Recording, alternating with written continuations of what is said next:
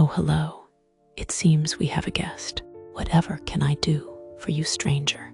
Oh, you're curious about my little world down there. I guess I can tell you a little about it. Let's start with its people.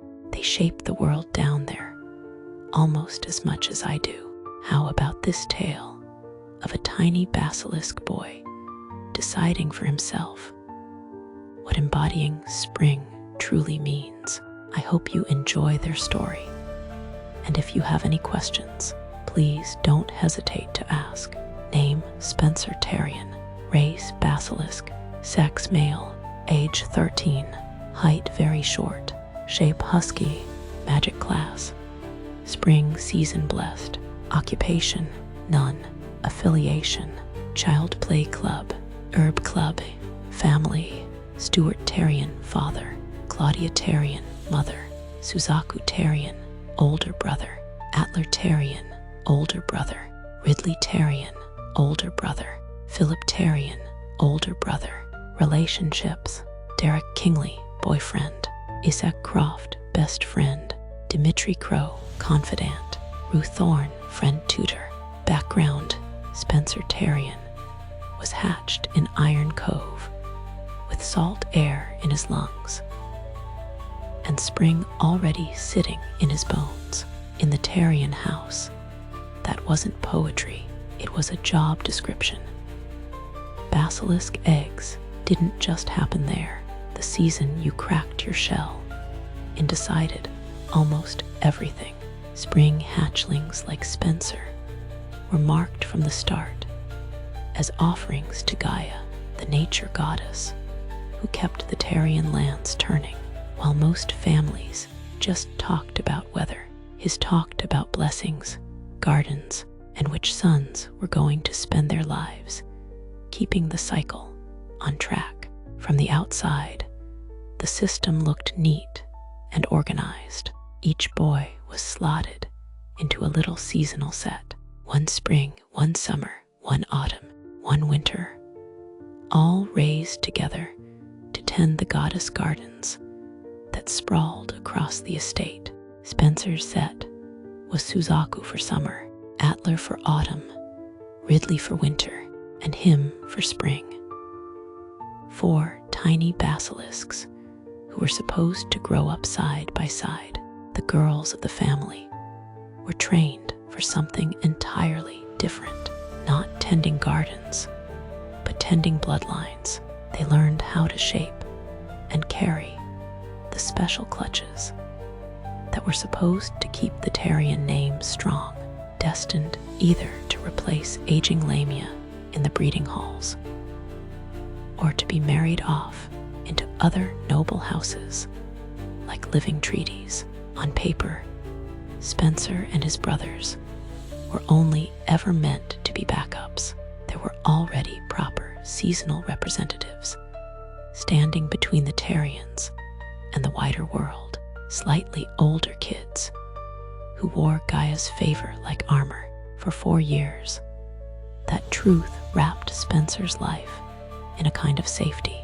His earliest memories are crowded halls and busy servants, his father's footsteps echoing through the manor, the endless green of the gardens just outside.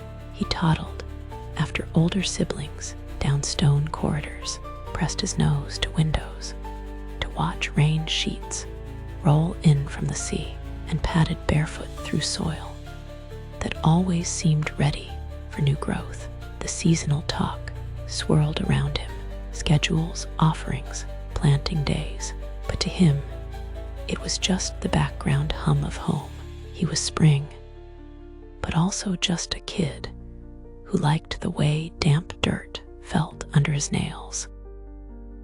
At 4 years old, Spencer's whole world changed the day the dragons came. First, there was the sound of his father shouting. His voice bounced off the stone walls as servants herded clutch after clutch of basilisk children toward the garden wings, the place that was supposed to be safest. Spencer ended up at a window with all the others, shoulder to shoulder with Suzaku, Atler, Ridley, and a ton of others.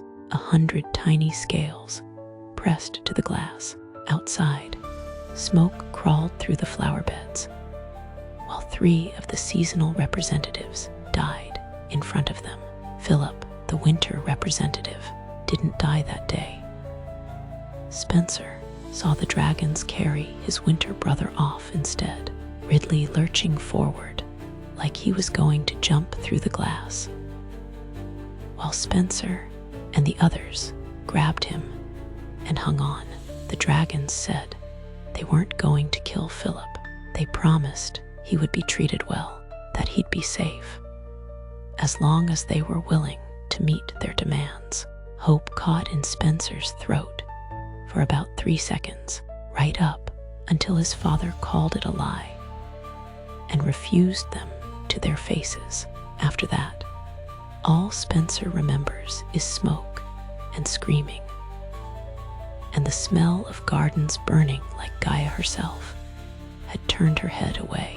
After that day, time stopped being seasons and turned into schedules. The smoke barely cleared before the adults started talking about continuity and strength, and how the Tearian name couldn't look weak in front of its enemies. Somewhere in there, someone remembered that Spencer's set existed.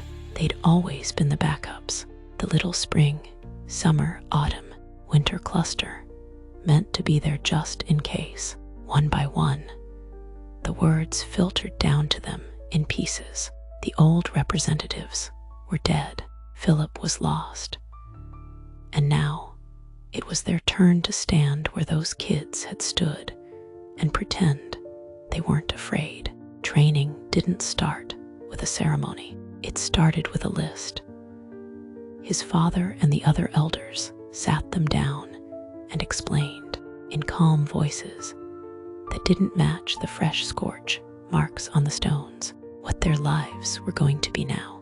The family's gardens were no longer just toys. They were proof the Tearians still carried Gaia's favor. If the offerings faltered, so would the family's status. Spencer heard all of that, but the parts that lodged in his brain had nothing to do with faith. People talked about him like he was a piece of equipment. Spring was responsible for fertilization rates. Spring would be monitored on plant yield. Spring couldn't afford mistakes. The days that followed blurred together into a grind that never quite let him sleep all the way through. Dawn meant being dragged out into the plots, drills on when and how to channel spring magic into soil. Charts he was too young to read carefully, except for the columns where his name sat. If a patch didn't take, it wasn't bad luck anymore. It was Spencer's. Numbers slipping. Older handlers kept reminding him the training had to be accelerated, so no one outside the estate smelled weakness. There were no games in the dirt anymore, no lazy afternoons pressing seedlings into place just because it felt nice. Everything had to be faster, bigger, more. He was 4, then 5, then 6, and people still talked about him like a growing season. His brothers were breaking in their own ways. Suzaku's schedule was lined with checkups and vials. Instead of garden tools, summer fertility turned into something managed by medication. Some days Spencer would see him glassy-eyed at the edge of the beds, doing the work with a practiced smile that didn't quite reach his eyes. Atler disappeared into the autumn wing half the time, emerging with his hands shaking from hours of pruning and raking and maintaining standards. He started flinching at the sight of a single fallen leaf, like every stray bit of mess was a personal failure. Ridley, who'd always been the quiet one, but still laughed when Spencer tripped over his own tail, got colder around the edges. The adults praised him for it. Winter, they said, should be controlled and detached. Every time he swallowed a reaction, they told him he was getting closer to the ideal. Spencer hated how different they all looked when they thought no one was watching. Suzaku rubbing at the spots where the meds went in, Atler staring at his perfect beds like they were cages, Ridley standing in the doorway of Philip's empty room late at night, jaw tight enough to crack. They barely had the energy to talk about it, but the misery sat between them like a fifth sibling at the table. Any time Spencer tried to say the gardens needed love or time, someone older cut him off with another reminder that results were what mattered: yield, fertility, output. He could feel the way those words scraped against whatever Gaia had actually put in his chest. The thing that kept him from snapping was the tiny rebellion he carved out in the corners, on the edges of the official beds. He'd tuck in seeds that weren't on the lists, coaxing them along slow and gentle. When no one was checking a clipboard, he'd talk to the plants under his breath, the way he remembered doing before everything went wrong, watching them respond, not to the exact schedule he'd been given, but to the attention. It proved something to him that the training tried very hard to ignore. Growth didn't care about panic or deadlines, only care. Every time one of those off, the record sprouts pushed through. It felt like Gaia winking at him over the adults' heads, a quiet reminder that the goddess they kept invoking wasn't actually on the adult's side. By the time he was 10, the constant pressure had turned the four of them into something sharp and tired. Instead of the neat little seasonal set the elders liked to brag about, they were doing the rituals. They were keeping the beds alive, but none of it felt like pleasure anymore. It felt like being ground down for numbers on a page. That was when the thought that started as a passing would have hardened into a plan. If their family was going to treat them like they were replaceable parts, maybe it was time to prove just how replaceable they could be. One night, they were just four brothers representing their family's legacy, and the next, they were sitting together in the dark, whispering about Fairsilver. Ridley, oldest by a sliver, kept circling back to the practical parts, what they'd need when the patrols were lightest, which paths out of the estate didn't creak underfoot, while the younger three filled in details like which family heirlooms wouldn't be missed.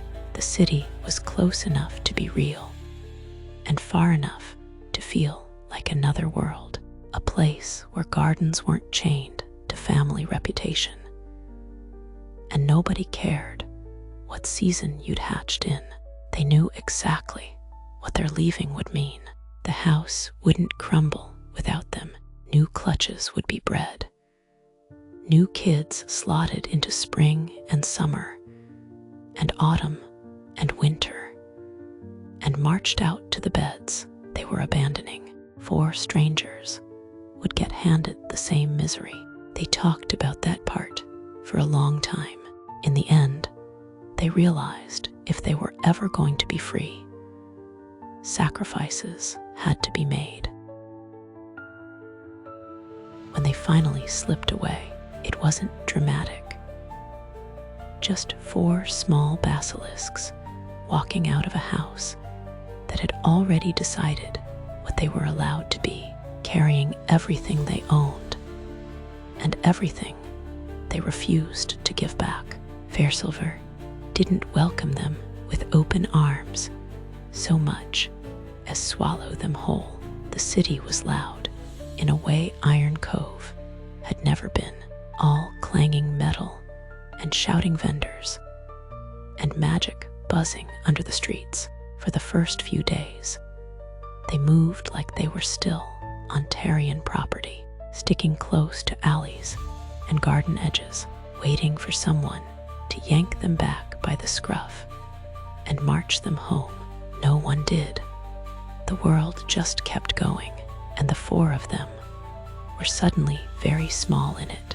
Four former representatives, without a schedule to report to, or a garden bed officially assigned to their season. The valuables they'd brought with them turned out to be worth more than any of them had really let themselves hope.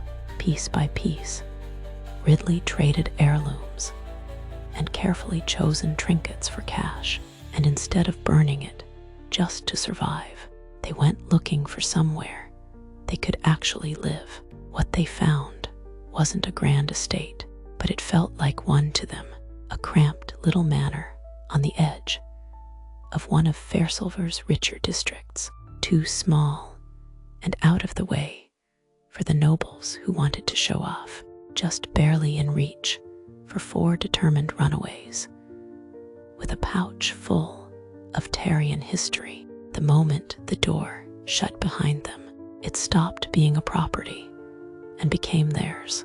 They filled it the only way they knew how. The yard turned into a patchwork of tiny gardens, each brother carving out his own corner to vent the magic that had been strangled back home.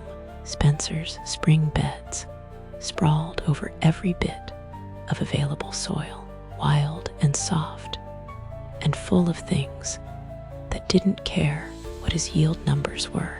Suzaku's summer plots burned bright and hot, dense with flowers and fruits that soaked up sun like they were starved for it. Atler's autumn rows were messy and wild, all russet heaps and piles of gold, while Ridley's winter space sat quiet, but still warm in a strange way. The frosty edges and pale blooms tucked alongside tiny pastels, hidden where only he could see them from his favorite window. For the first time, the seasons weren't an assignment. They were just them. They still had to eat, though, and pretty soon they were reaching the bottom of their cash stores. Ridley took the lead without ever announcing he was in charge, figuring out what else they could sell and where. That was how the wealthy hawk entered their lives. Ridley started making regular trips there, coming back with enough money to keep them afloat, and the kind of watchful tension in his shoulders that meant he was thinking 3 moves ahead. One afternoon, he returned different, lighter in a way Spencer hadn't seen since before the attack. Ridley had finally solved the mystery of why the wealthy hawk in particular had been paying so highly for Tearian family relics. The owner, who was ironically a basilisk himself, seemed to know more about the Tearians than he should. He also just so happened to look too much like their lost brother for it to be a coincidence. The dragon's promise, the one their father had spat on, had been true. Philip wasn't dead at all. He was standing under a carved wooden roof, and 100 hanging trinkets, alive and thriving. The next time Ridley went back, Spencer went with him, heart in his throat. The wealthy hawk snapped into place as a fixed point in Spencer's new life, almost overnight. At first, he hovered near the door while Ridley did the talking, stealing glances at Philip and trying to reconcile the brother in front of him with the one being dragged through the smoke in his memories. Then the visits got longer.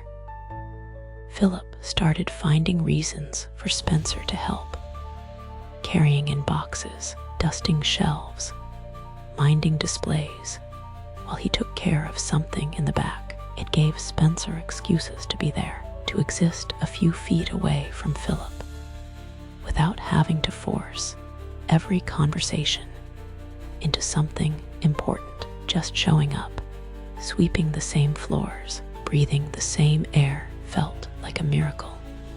He didn't want to scare off. It was on one of those long, quiet afternoons at the Wealthy Hawk that Derek Kingley slid into his life. The spitting cobra beastkin had been working there longer than Spencer realized, small and sharp behind the register, the kind of presence customers' eyes slid right over as they hunted for bargains. Spencer recognized that invisibility immediately. They started talking between sales, complaints about weird items, jokes about regulars who haggled over pennies, and then about everything else. It turned out Derek knew exactly what it was like to be written off at a glance, to be the small, safe one behind the counter that nobody thought too much about. Spencer didn't have to explain why that stung. Derek already instinctively understood. They created in jokes and shared eye rolls behind the register, a place where being underestimated was something they could laugh about instead of just endure. Philip, seeing how cute they were together, couldn't help meddling. He kept pairing them on the same tasks, sending them to inventory the same shelves or watch the front while he took care of something. Half the time there wasn't anything that actually needed doing. He was just giving Spencer an excuse to stay, and Derek someone solid to lean against. Somewhere in the mix, Derek turned into the person Spencer automatically drifted toward the second he walked through the door. By the time Spencer was 11, the shape of that bond had changed without either of them realizing. They started walking home together after late shifts, fingers brushing once, then twice, then not quite pulling away. They shared stories that went deeper than customers and stock lists, about the gardens, about family, about what it meant to be free. When it finally tipped into something more, it didn't feel like a confession, just acknowledging a truth that had been sitting between them on that too-tall counter for months. For all that the Wealthy Hawk and the little manor made his life feel bigger, Spencer didn't really have peers until Isaac Kestrel Croft crashed into it. School in Fairsilver was the first place he'd ever been around that many kids who weren't basilisks, and Isaac stood out immediately, a half-demon with dive-mancy who latched onto Spencer's bright, optimistic, excitable nature. Isaac decided they were friends before Spencer had finished processing being noticed. Within a week, they were eating lunch together on the same cracked bit of courtyard wall, Isaac chattering about everything under the sun, while Spencer slowly realized he didn't have to be Spring with Isaac. He could just be Spencer. Isaac was the one who yanked him into an actual life, gardening club, obviously, but also the weird little after-school cliques nobody took seriously, like the one where kids traded urban legends, or the one where they tried and failed to start a band. Somewhere in all that chaos, Isaac mentioned a friend he'd made through working at the Wealthy Hawk. He was a couple years older and talked to soil like it was a person, and had opinions about the tiny manor's garden beds. The next time Spencer looked up from his lunch, Isaac was waving someone over. Dimitri Crow didn't show up as a wise druid. He showed up as an arch-druid boy with dirt under his nails and a backpack full full of cuttings he wasn't technically supposed to have on school property. He'd noticed their yard, of course, the way 4 different magics tangled together across the fence line, and pestered Isaac about the seasoned kids until he got an introduction. From there, it snowballed fast. Dimitri started coming by after class, trading tips and seeds, arguing cheerfully with Spencer about compost ratios and which plants were worth the drama. He teased Ridley, let Atler wax poetically about the natural beauty in a garden with 0 maintenance, let Suzaku burn off summer energy in his own blazing plots, and somewhere along the way, he stopped being Isaac's weird druid friend and became Dimitri, the extra brother who'd simply decided the Tearian brothers were his now. Dimitri's little pseudo-brother adoption eventually got the attention of his mentor, Rue Thorne. Born into an old Fae bloodline, he was powerful in all the ways that made people nervous, too wise for their age, too comfortable with the kind of magic adults whispered about, too good at seeing straight through people. At the same time, Rue's cousin Sky Bramble had latched onto Ridley. He was a winter fae, in need of someone in his corner, and Rue couldn't help noticing the echo of that same possibility in Spencer for himself. Rue took one look at Spencer's hands, still stained green from whatever he'd been tending that morning, and saw the possibilities the Tearians had tried to ignore. Instead of backing off, he leaned in. Where Dimitri nurtured and Isaac distracted, Rue pushed. Rue became this friendly mentor presence in his life, the one who'd walk his gardens with him and ask, bluntly, what he actually wanted his magic to do now, that no one was holding it over his head, and quickly forged a bond as strong as Sky's was with his brother Ridley. Lessons with Rue felt less like class and more like being dared to grow teeth, but Spencer kept showing up. Between Isaac's relentless friendship, Dimitri's brotherly garden obsession, and Rue's dangerous honesty, Fairsilver stopped being just the place he'd run to and started being home. Nowadays, Spencer is always keeping himself busy, tending both his garden and helping with the school's garden. Takes up a lot of his time, though he still does regular shifts at the Wealthy Hawk to see both his brother and his boyfriend. And Isaac, Dimitri, and Rue are always just around the corner with crazy activities, wild plant projects, and limit-pushing ideas to break up his routine.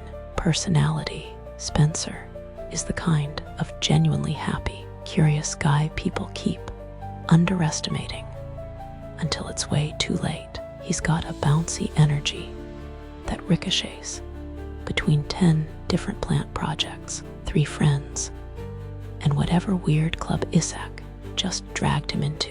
But under it, there's a steady joy in just being alive. He follows his curiosity everywhere, poking at new magic, new people, and new ideas. Half the time, he trips into something important because he couldn't leave it alone. He's generous, almost to a fault. If he's got time, magic, garden space, or even just attention, he's handing it out like seeds. Sure, there's enough to go around. He's childish not because he's naive about how ugly the world can be. It's that he refuses to give up the kid instincts of wonder and play. He'll still name the plants, still build little garden corners for his brothers and friends, still get starry-eyed over dumb in jokes with Derek behind the counter. Even with everything he went through as a representative, His baseline is happy, not bitter. The damage shows up in how hard he works and the way he keeps busy. So the bad memories don't get too loud. But overall, he's that bright, excitable presence other people orbit, the boy who will happily stay late to fix your wilted planter, then rant about compost ratios like it's the funniest thing in the world, and somehow make you care too. Appearance: Spencer is a very short, husky 13-year-old boy with messy spring green hair and bright periwinkle eyes that always look a little too awake. He's built soft and sturdy rather than delicate, the kind of stocky that makes him look like he's meant to be hauling soil bags and wrestling with overgrown vines. The green in his hair is that fresh, new leaf shade that never quite sits flat, and the contrast with his cool, blue eyes makes him look like he walked out of a storybook illustration. He dresses for comfort and dirt, usually in soft, worn-in clothes that can survive a boy shifting between snake and boy as he stretches through garden beds or hauling pots through the manor. Half the time his sleeves are smeared with soil or leaf stains, and there's usually a bit of moss or a stray petal caught somewhere on him. By the end of the day, even cleaned up, he still looks like a plant kid who wandered indoors by mistake. All bright colors and restless hands. Abilities: Spring Blessing. Spencer's Spring Blessing is one of Gaia's gifts to the Tearian family. His seasonal magic first got trained like a tool, and then he slowly reclaimed it as something gentler. He can encourage plants to grow, nudge buds to open, and pour healing into damaged roots or soil. He uses this power to quietly feed his and the school's garden, treating every bed like someone who deserves to be listened to instead of a quota. Social gardener. Growing up as a representative mint, Spencer was dragged through endless parties and inspections, expected to smile, shake hands, and help make sure everything looked perfect. Somewhere in all that forced polishing, he picked up his own version of crowd work, a soft, instinctive way of watching a room that has nothing to do with power and everything to do with comfort. He's good at spotting who is wilting in the background, who needs a joke, a snack, or a quieter corner, and he moves through groups the way he works in a garden, quietly tending and rearranging things until everyone can breathe a little easier. Foundational nurturing. Underneath the training and the expectations, Spencer's strongest habit is simple care. He learned early that speaking gently to seedlings and showing up for them every day did more than any schedule or fertilizer chart, and he carried that same approach over to people without really meaning to. He is good at being a steady, non-judgmental presence for one person at a time. The person who will sit with you while you cry, hand you tools while you work, or just keep talking about plants until your breathing evens out. Most of the time, he doesn't even think twice about it, but it is the thing that quietly reshapes every space he stays in long enough. That's it for adorable Spencer. Doesn't he just make you want to smile? For now, sadly, we must depart. Come back anytime for more stories of wonder and joy.